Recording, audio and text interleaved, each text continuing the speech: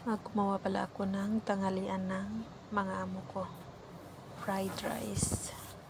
Nagisa pala ako ng bawang at saka bombay.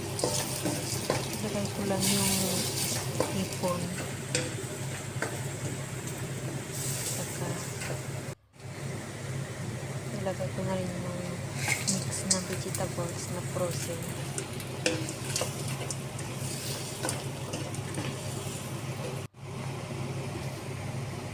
Nilagyan ko lang siya ng black pepper at saka soy sauce at saka ito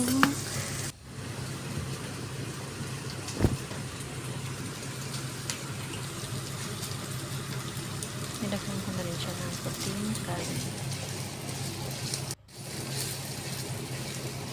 Nilagyan ko na siya ng kanin ulit.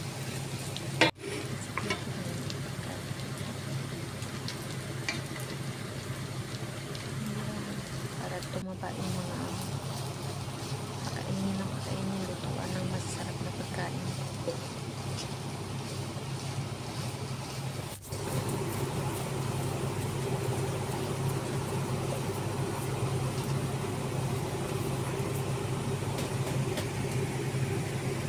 Pagkatapos niyan, nag-ano pala ako ng 5 itlog na piraso.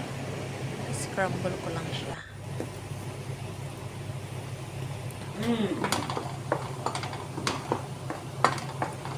I put more egg.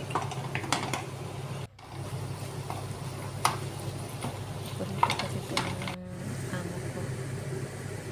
Saka nilagay ko siya lang sa fried rice na niluto ko.